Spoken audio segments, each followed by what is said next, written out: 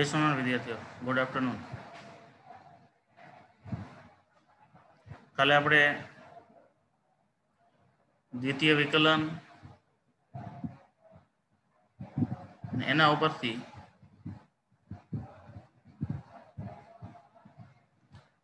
પ્રવેગની સમજૂતી લીધી હતી. વિદ્યાર્થીઓ, પ્રવેગ એટલે વેગમાં થતો ફેરફાર.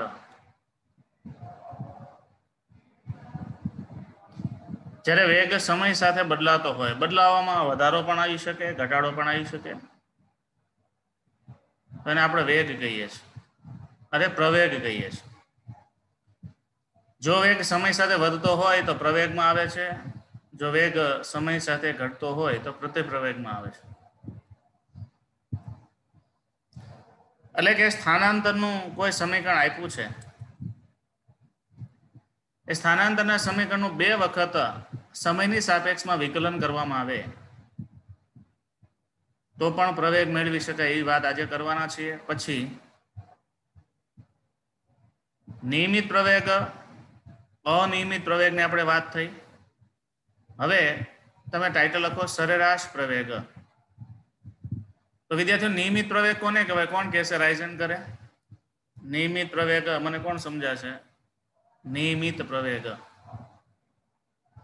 અકબરી ઉત્સવ આપવો જોઈએ.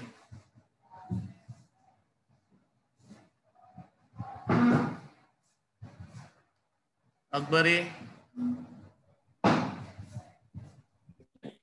પ્રવેગમાં નિયમિત રીતે વધારો થતો હોય ત્યારે.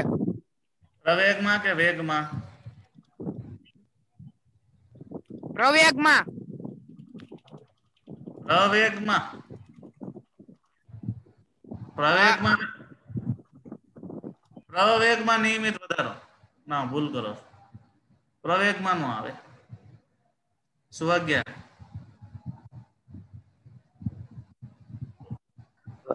વેગમાં થતો નિયમિત વધારો. વેગમાં નિયમિત ફેરફાર થતો હોય એટલે કે નિયમિત રીતે વેગમાં, પ્રવેગમાં નહીં, વેગમાં નિયમિત વધારો કે નિયમિત ઘટાડો, એટલે નિયમિત ફેરફાર થતો હોય તો એને આપણે નિયમિત પ્રવેગ અથવા તો અચળ પ્રવેગ કહીએ છીએ. આમ તો નિયમિત પ્રવેગનું બીજું નામ છે અચળ પ્રવેગ.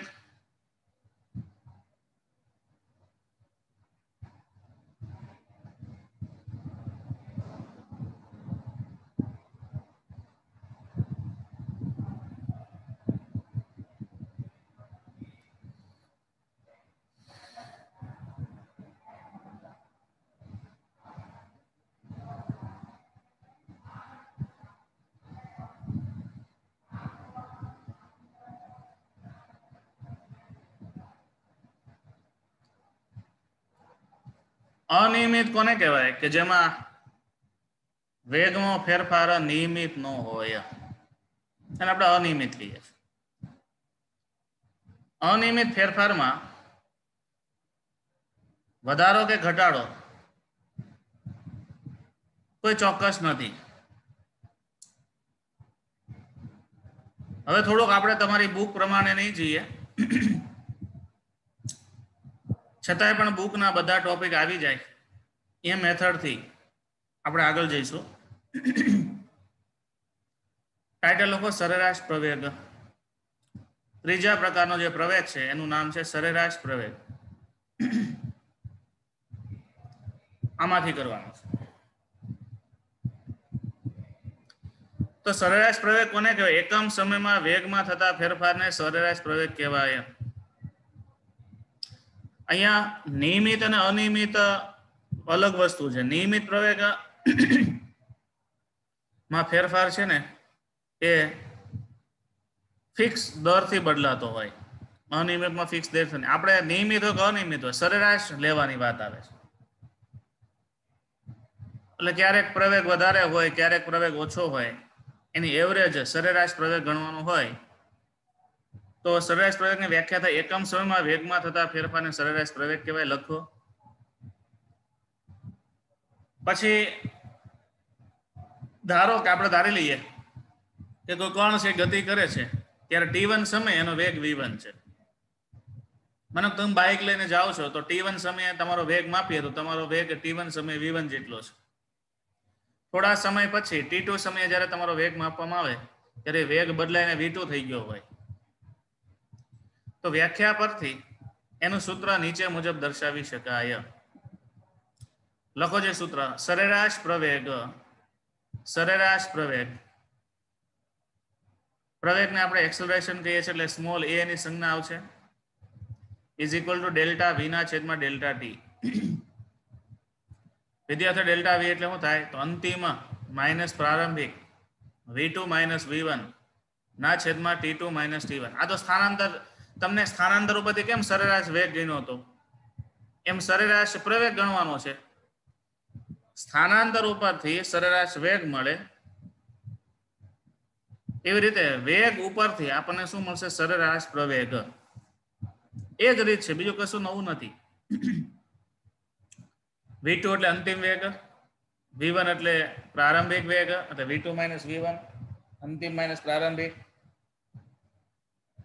ના છેદમાં અંતિમ સમય t2 માઇનસ પ્રારંભિક સમય t1. પણ વિદ્યાર્થીઓ આપણે જાણીએ છીએ ડેલ્ટા v બરાબર શું લીધું હતું તો ડેલ્ટા x ના છેદમાં ડેલ્ટા t. તો આ ડેલ્ટા v ની કિંમત ઉપર મૂકી દો તો સરેરાશ પ્રવેગ small a is equal to x ના છેદમાં t નો વર્ગ ડેલ્ટા t નો વર્ગ x ડેલ્ટા x ના છેદમાં ડેલ્ટા t નો વર્ગ આ રીતે પણ દર્શાવાય છે. એટલે તમારે એટલું જ યાદ રાખવાનું છે કે સરેરાશ વેગ તમે કેવી રીતે ગણ્યો તો એવી રીતે સરેરાશ પ્રવેગની ગણતરી થાય. સરેરાશ વેગમાં તમારે સ્થાનાંતરનું સમયની સાપેક્ષમાં ફેરફાર લેવો પડે અને સરેરાશ પ્રવેગમાં વેગનો તમારે સમયની સાપેક્ષમાં ફેરફાર લેવો પડે. બરાબર. ત્યાર પછી વિદ્યાર્થીઓ ચોથું લખો નંબર 4 તત્કાલીન પ્રવેગ એવું લખો તત્કાલીન પ્રવેગ. તો તત્કાલીન વેગ કોને કહેતા હતા આપણે તત્કાલીન વેગ કોને કહેતા હતા યાદ કરો રાઇઝન કરો. તત્કાલીન વેગની વ્યાખ્યા શું સુવાગ્યા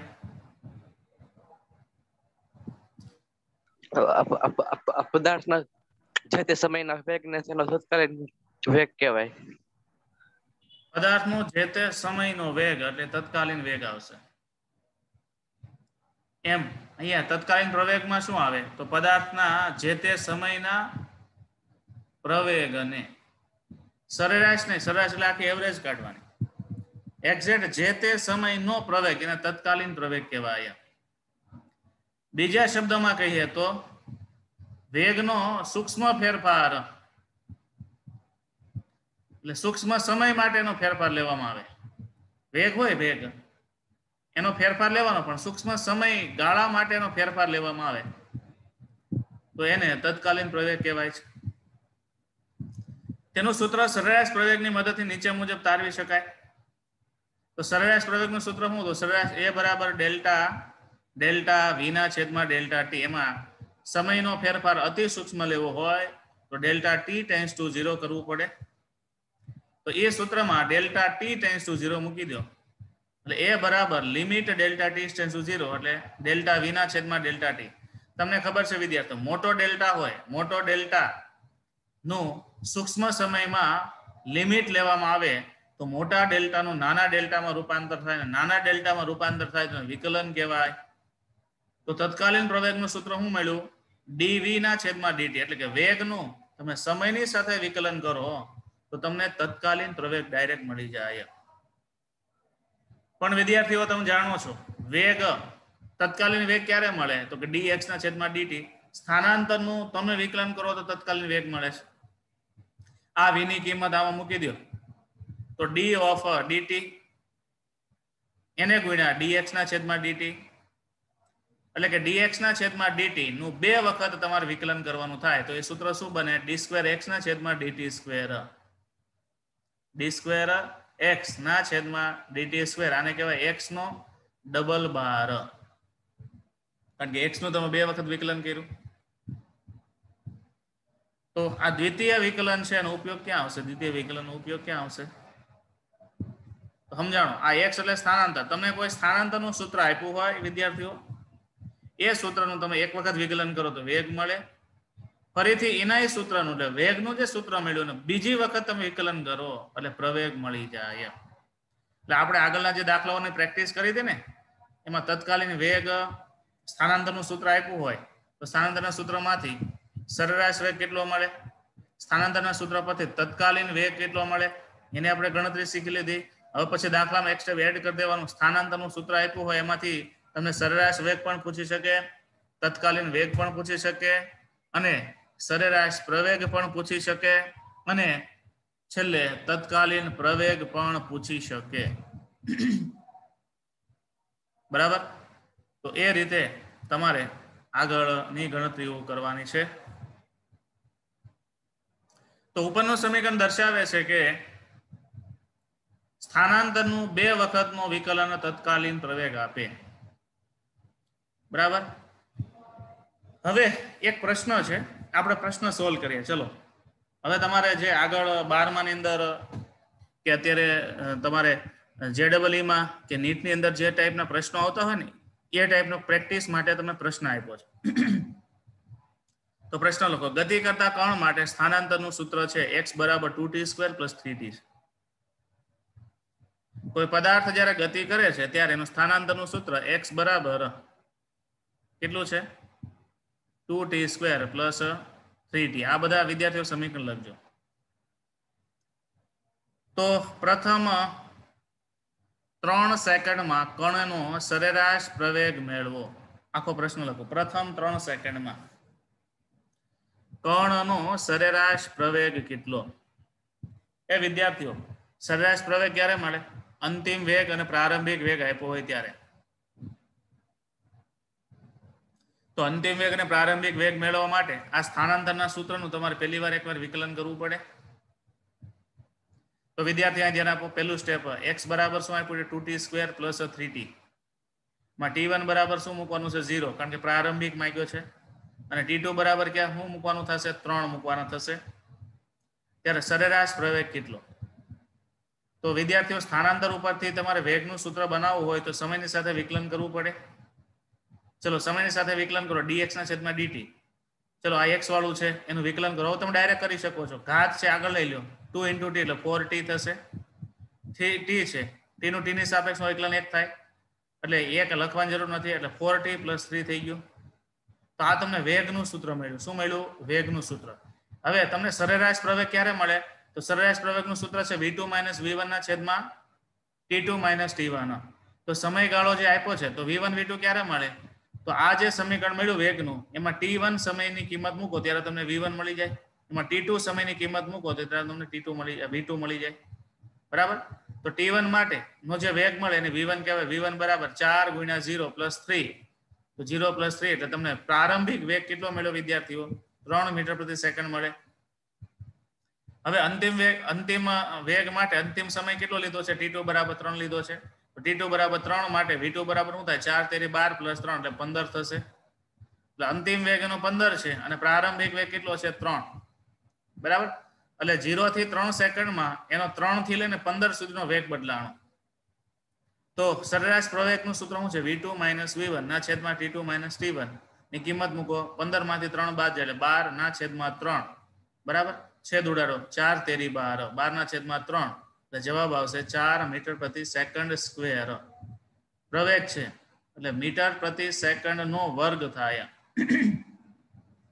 કારણ કે વેગ ને પાછું સમય વડે ભાગવું પડે એટલે વેગનો એકમ શું તો મીટર/સેકન્ડ. નો પાછો સેકન્ડ વડે તમે ભાગો ત્યારે તમને પ્રવેગ મળે. બરાબર. તો અહીંયા એ બરાબર કેટલું મળશે? 4 મીટર/સેકન્ડ². આ તમારો જવાબ થશે. ચલો કોઈ વિદ્યાર્થીમાં ક્વેરી હોય તો રાઇઝ હેન્ડ કરશે. કોઈ વિદ્યાર્થીને આના જવાબમાં કોઈ પ્રશ્ન હોય તો રાઇઝ હેન્ડ કરે.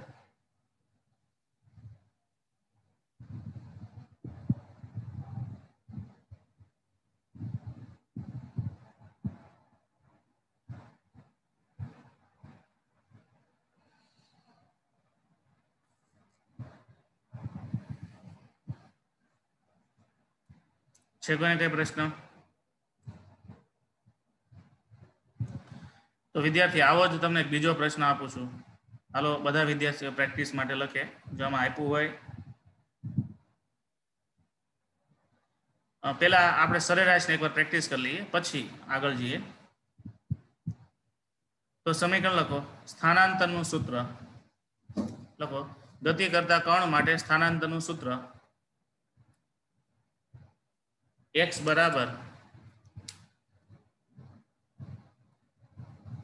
બરાબર 3t square plus 3t square plus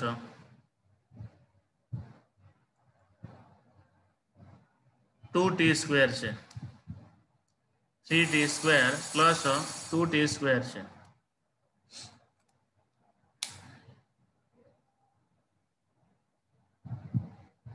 તો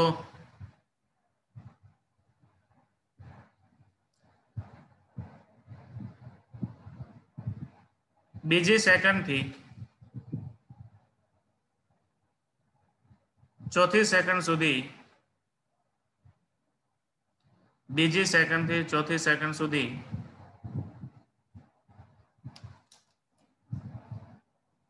માં કણનો સરેરાશ પ્રવેગ કેટલો? બીજી સેકન્ડ થી ચોથી સેકન્ડ સુધીમાં કણનો સરેરાશ પ્રવેગ કેટલો?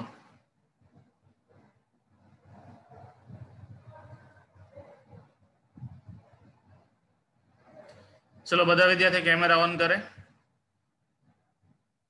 અને મને સોલ્યુશન બતાવો.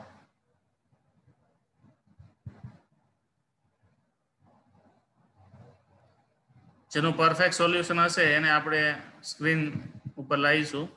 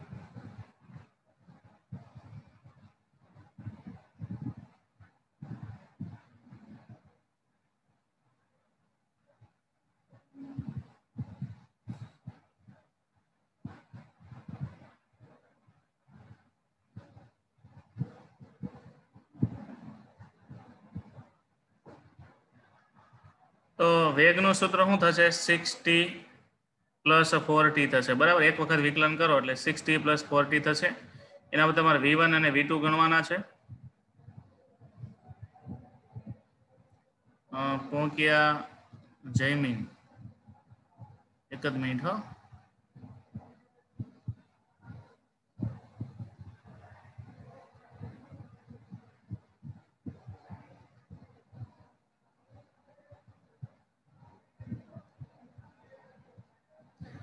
કેમેરો થોડોક સ્થિર કરો. 6t + 4t માં થોડું રિઝોલ્યુશન તારો હાથ હલ્યા કરે છે, આવતો નથી, કેપ્ચર નથી. ત્યાર પછી નેટ થોડુંક ડાઉન હોય. t1 બરાબર 2 સેકન્ડ થી લે એટલે તારો પ્રારંભિક થશે વેગ 20 અને અંતિમ 4 સેકન્ડ માટે 40. ઓકે, 40 માંથી 2 બાદ કરો અને છેદમાં 4 માંથી 2 બાદ 10 મીટર પ્રતિ સેકન્ડ. અકબરી નું સોલ્યુશન જોઈએ. હા વિદ્યાર્થીઓ, તમારે v1 બરાબર 20 મીટર પ્રતિ સેકન્ડ સ્ક્વેર આવશે અને v2 બરાબર 40 મીટર પ્રતિ સેકન્ડ સ્ક્વેર આવશે. બરાબર, એટલે 20 માંથી તમે 40 માંથી 20 બાદ કરો એટલે તમને 20 મળે તફાવત ના છેદમાં સમયગાળો બીજી સેકન્ડ થી ચોથી. બીજી થી ચોથી એટલે કેટલો? તમારે 2 સેકન્ડ નું ગણવાનું રહે. બીજી થી ચાલુ કરવાનું છે અને ચોથી એ પૂરું કરી દેવાનું છે. બરાબર, તો 10 મીટર પ્રતિ સેકન્ડ જેનો જવાબ આવે છે એ વિદ્યાર્થીઓનું બરાબર છે. જેટલાને આ જવાબ આવતો હોય 10 મીટર પ્રતિ સેકન્ડ એટલાનું સાચું. હાલો, બીજા વિદ્યાર્થીઓ જેને જવાબ નથી આવતો એ જોઈ લો આને સ્ક્રીન ઉપર. જે વિદ્યાર્થીઓ સાચું સોલ્યુશન ગણ્યું છે એનું મેં સ્ક્રીન શેર કરીને મૂકેલું છે.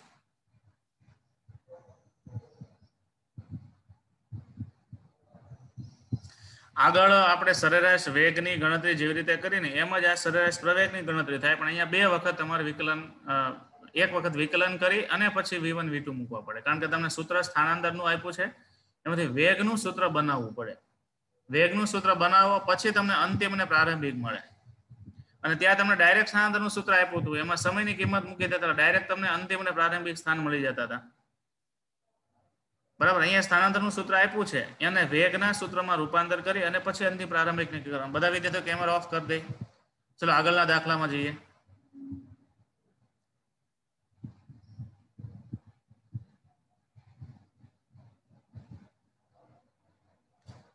ત્યાર પછીનો જે મુદ્દો આવે છે એની વાત કરીએ.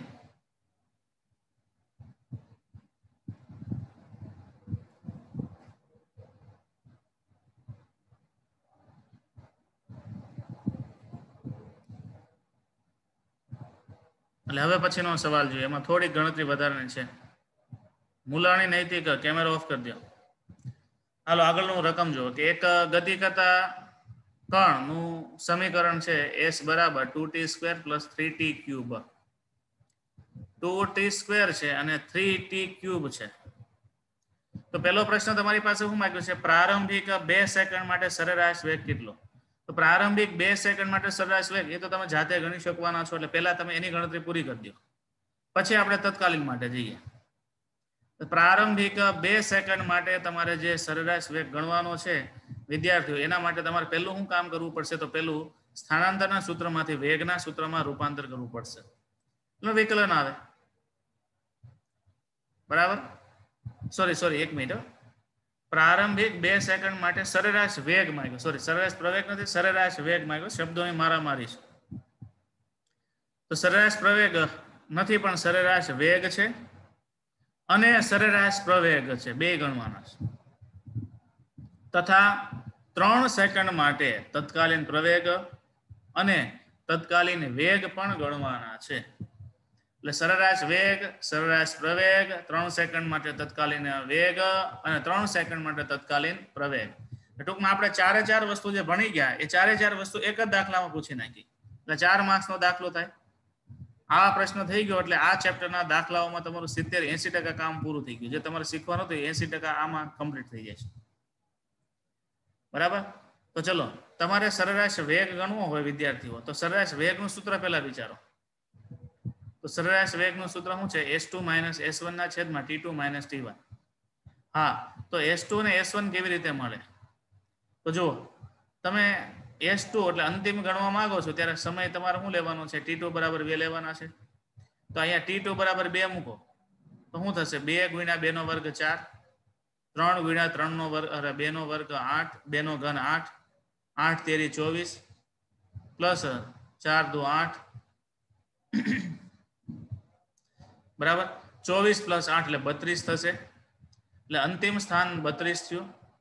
પ્રારંભિક સ્થાન s1 t બરાબર 0 મૂકી દો બેમાં, તો 0 જ મળવાનું છે. એટલે 32 - 0 ના છેદમાં સમયગાળો 2 - 0 એટલે 32/2 એટલે 16 મીટર પ્રતિ સેકન્ડ. આ સરેરાશ વેગ, પહેલો જવાબ મળ્યો સરેરાશ વેગનો. પછી વાત આવે છે સરેરાશ પ્રવેગની. તો વેગનું સૂત્ર છે v બરાબર ds/dt. એક વખત વિકલન કરો, 2t × t² એટલે 4t, 3 × 3 9t². આ વેગનું સૂત્ર બન્યું v બરાબર 4t + 9t² થયું. આ કિંમતમાં હવે તમે જો સીધા જ t બરાબર 3 મૂકી દો તો તમને તત્કાલીન પ્રવેગ મળે. બરાબર, અને એમાં તમે t1 અને t2 ની કિંમત મૂકી દો તો તમને સરેરાશ પ્રવેગ મળે. બરાબર, તો આપણી પાસે સરેરાશ વેગ, સરેરાશ પ્રવેગ, તત્કાલીન વેગ અને તત્કાલીન પ્રવેગ તો પેલા સરેરાશ વેગ ગણી લીધો. હવે વાત આવી છે અહીંયા તમારે તત્કાલીન પ્રવેગની. તો આ લોકો થોડા ક્રમ પ્રમાણે સોરી વાત આવી છે તત્કાલીન વેગ. સરેરાશ વેગ આવી ગયો, પછી તત્કાલીન વેગ આવશે. તો તત્કાલીન વેગ માટે v બરાબર x બરાબર x બરાબર t² + 3t³ માંથી તમે વિકલન કરો 4t + 9t² આવશે. હવે એમાં તમે t બરાબર મૂકી દો 3 સેકન્ડ, તો તમને જે તે સમયનો વેગ મળી જાય. જે તે સમયનો વેગ એને શું કહેવાય? તત્કાલીન વેગ કહેવાય કે ન કહેવાય? એટલે તમને તત્કાલીન વેગ મળી જશે કે v બરાબર 4 તેરી 12 પ્લસ 3 નો વર્ગ 9 ગુણ્યા 9 એટલે 81, 12 ગુણ્યા 81 એટલે થશે 93 મીટર પ્રતિ સેકન્ડ. હવે વિદ્યાર્થીઓ પેલું તમે શું ગણ્યું? સરેરાશ વેગ. બીજું તમે શું ગણ્યું? તત્કાલીન વેગ. હવે આવશે સરેરાશ પ્રવેગ. તો સરેરાશ પ્રવેગ કઈ રીતે આવે? તો આ વેગનું સમીકરણ તો મળી ગયું. આ વેગનું સમીકરણ છે ને, સમીકરણ નંબર 2 કીધું. એ સમીકરણ નંબર 2 માં t1 અને t2 ની કિંમત મૂકી દો.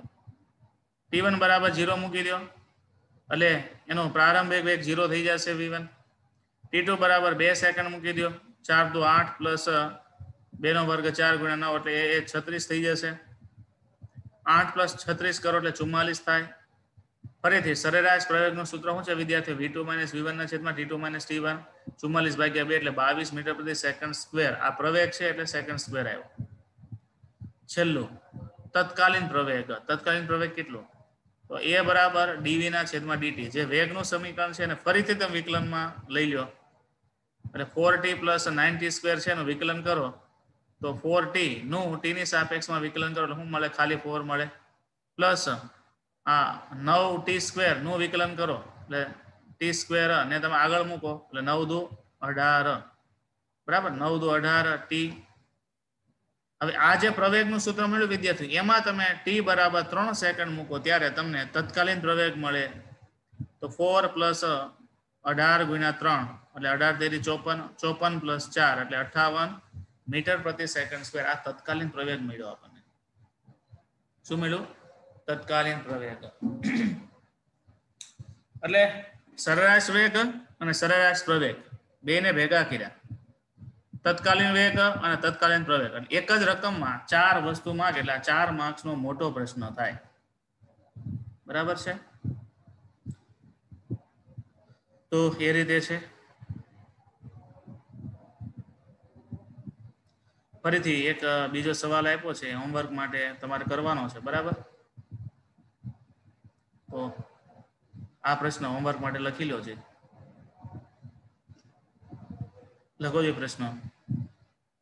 ગતિ કરતા કણનું સમીકરણ x બરાબર 4t² + 3t³ છે.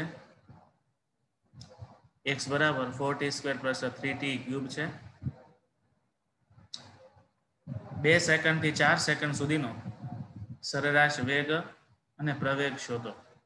2 સેકન્ડ થી 4 સેકન્ડ સુધીનો સરેરાશ વેગ અને સરેરાશ પ્રવેગ શોધો તથા 1 સેકન્ડ માટે તત્કાલીન વેગ તથા પ્રવેગ શોધો. અને પહેલી સેકન્ડ માટે તત્કાલીન વેગ અને તત્કાલીન પ્રવેગની તમારે ગણતરી કરવાની છે. હોમવર્ક માટે છે એટલે બધા વિદ્યાર્થીઓ ખાસ હોમવર્કમાં પ્રેક્ટિસ કરી લે. બરાબર? ઉપરના દાખલામાં કોઈ વિદ્યાર્થીને કંઈ ક્વેરી હોય તો રાઇઝ હેન્ડ કરીને પૂછી શકે છે.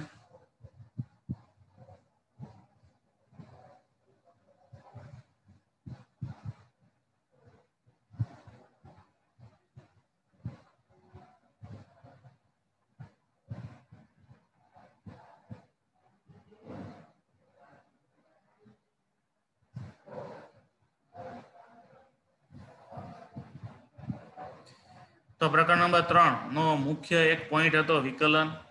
વિકલનની મદદથી વેગ અને પ્રવેગની ગણતરી કેવી રીતે કરવી. હવે આ ચેપ્ટર નંબર 3 નો એક મુખ્ય પોઈન્ટ છે આલેખો. એટલે હવે બધા આલેખ એક સાથે આપણે ભણવાના છે. એટલે ટાઇટલ લખો સ્થાન વિરુદ્ધ સમયનો આલેખ.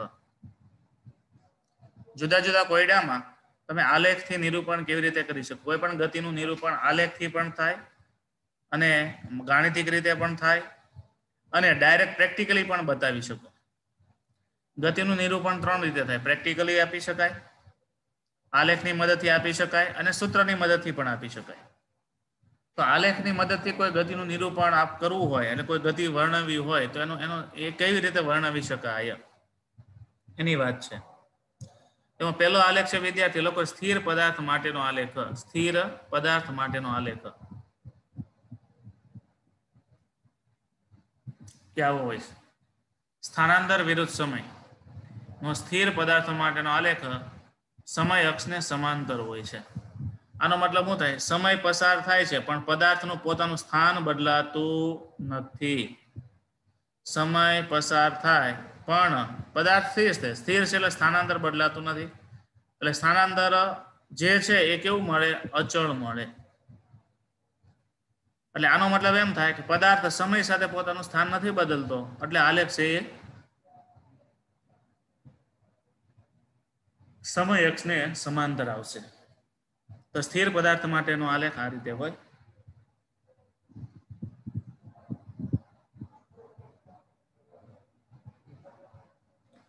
પછી અંતર વિરુદ્ધ સમય ના આલેખમાં બીજો આલેખ છે જેને કહેવાય છે અચળ વેગ માટેનો આલેખ. કોઈ પદાર્થ અચળ વેગી ગતિ કરતો હોય તો ઉદ્ગમ બિંદુથી શરૂઆત કરે તો જેમ જેમ સમય પસાર થતો જાય એમ એક સરખું અંતર કાપતો જાય. અને પ્રથમ સેકન્ડમાં 10 મીટર કાપ્યું તો પછીની બીજી 10 સેકન્ડમાં પણ કેટલું કાપે? 10 જ કાપે. ત્રીજી સેકન્ડમાં કેટલું કાપે? પાછું 10 કાપે. ટોટલ અંતર 30 કાપ્યું અને સમયગાળો કેટલો થયો? 30 મિનિટનો થયો. પ્રથમ સેકન્ડમાં જેટલું અંતર કાપ્યું એટલું જ અંતર બીજીમાં કાપે છે, એટલું જ અંતર ત્રીજીમાં કાપે છે. ખ્યાલ આવ્યો? એટલે સમયગાળો અને સમય સાથે કપાયેલું અંતર બંનેના મૂલ્યો એક સમાન છે એટલે એને અચળ વેગ કહેવાય. વેગ બદલાતો નથી.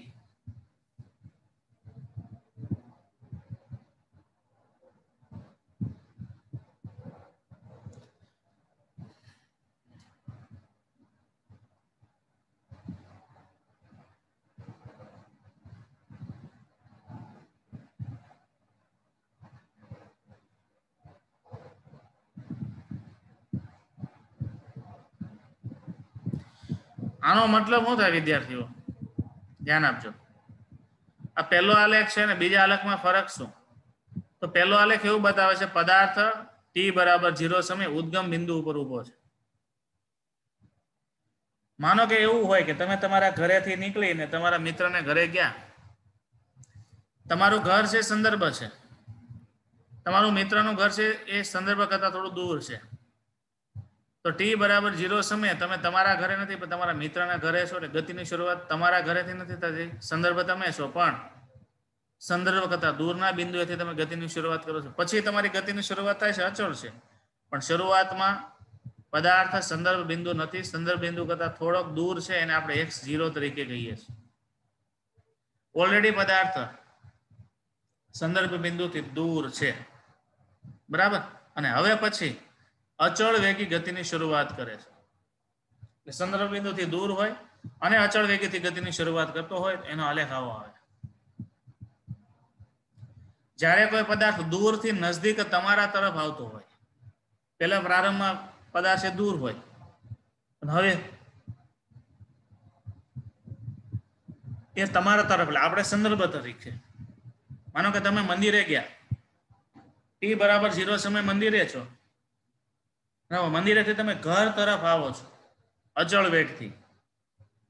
તમારું ઘર છે સંદર્ભ તરીકે લ્યો તો તમે દૂરથી નજદીક આવજા જાવ છો. એટલે આવો આલેખ હોય ત્યારે એમ સમજવાનું કે પદાર્થ દૂરથી નજદીક આવે છે ત્યારે આ વસ્તુ શક્ય બને. પદાર્થ પ્રારંભમાં દૂર છે, હવે જેમ સમય પસાર થતો જાય એમ એ નજદીક આવતો જાય છે એટલે એનો આલેખ આવો આવે. તો આવો આલેખ આવતો હોય એનું ઉદાહરણ તમે મને આપશો? આ તો અવકાશમાં ઉલ્કા પતન થાય ત્યારે અવકાશમાં ઉલ્કા છે દૂર છે પણ જેમ સમય પસાર થાય પૃથ્વીની સપાટી એટલે તમારી નજદીક આવે છે કે નથી આવતું? તો એના માટે આ લાગે.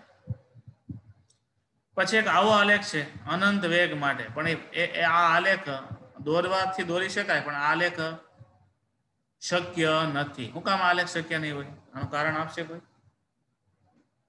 અનંત વેગ માટેનો આલેખ આવો આવે કે જે y અક્ષને સમાંતર આવે, તો આવો આલેખ શક્ય નથી. શું કામ શક્ય નહીં હોય? હા અકબરી બોલો.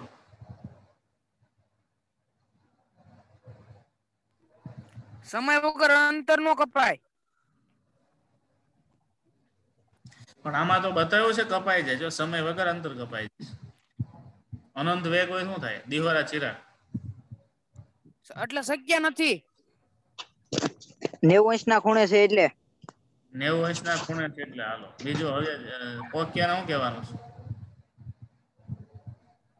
ગુરુત્વાકર્ષણ બળની અસરને કારણે પદાર્થ નીચે તરફ પાછો આવશે.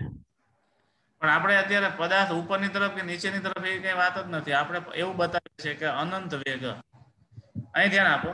તમે એમ કહો છો કે ટી જેટલા સમયે પદાર્થનું કણ 10 મીટર છે અને ટી જેટલા સમયે પદાર્થનું કણ 20 મીટર છે અને ટી જેટલા સમયે પદાર્થનું કણ 30 મીટર છે. આ પદાર્થનું 3 રોલમાં આવ્યો. એકનો એક પદાર્થ કોઈ ચોક્કસ સમય 3 જગ્યાએ હોય. હું એમ કહું તમે અત્યારે તમારા ઘરે છો ને અત્યારે તમે ગુરુકુળમાં છો, શક્ય છે ક્યારે? એટલે એક જ સમય માટે પદાર્થના બે જુદા જુદા સ્થાન ક્યારે પણ શક્ય નથી. એક જ સમય માટે કોઈ પદાર્થના બે સ્થાન ન આપી શકાય. સ્થિર હોય કે ગતિ કરતો હોય, બરાબર. કોઈ બસ છે રોડ ઉપર ગતિ કરતી હોય તો તમે એમ કહીશો કે 10 વાગે અમરેલી હતી ને 10 વાગે કુંડલાઈ હતી. પોસિબલ છે? એવું નથી પોસિબલ. એટલા માટે જ્યારે આલેખ છે એ y અક્ષને સમાંતર હોય એવો આલેખ વેગ માટે નકામો એટલે એ શક્ય નથી. બરાબર. અને આમે પ્રેક્ટિકલી જોવા જાવ કોઈ પદાર્થનો વેગ કઈ અનંત તો હોય નહીં. અનંત હોય તો શક્ય બને. અનંત વેગ એ અવ્યાખ્યાયિત પદ છે એટલા માટે આલેખ શક્ય નથી. બરાબર. પછીનો આલેખ છે પ્રવેગી ગતિ માટે આલેખ. બરાબર છે સ્થાનાંતર વિરુદ્ધ સમયના આલેખ. પણ જ્યારે પદાર્થ પ્રવેગી ગતિ કરતો હોય ત્યારે એનો આલેખ કેવો બને? આ બધા એમસીક્યુ ને લગતા બધા પ્રશ્નો છે. બરાબર. એની વાત આપણે કાલે કરીશું કારણ કે એમાં વધારે સમજૂતીની જરૂર છે. બરાબર. પછી આપણે કાલે વેગ વિરુદ્ધ સમયના આલેખની પણ વાત કરીશું. અંતર વિરુદ્ધ સમયના આલેખોથી થોડા બાકી છે એ વાત થઈ જાય. વેગ વિરુદ્ધ સમયના આલેખની વાત થઈ જાય અને પછી શૂન્યાવર્તી સમયની આપણે ગણતરી કરવાની છે. એટલે હું સમજો ને કે 3 કે 4 દિવસમાં આ ત્રીજું ચેપ્ટર છે આપણે પૂરું થઈ જાય છે. બરાબર. એમાં એક સંકલન એ બધું થોડું સમજવાનું છે પણ એ સંકલન છે તો 5મા ચેપ્ટર માટેનો મુદ્દો છે પણ છતાં અત્યારે હું સાથે કરાવડાવી દઉં છું. તો આગળના મુદ્દામાં કાલે આ બધા ટોપિકની વાત કરીશું. અહીંયા આપણે ક્લાસ પૂરો કરીએ.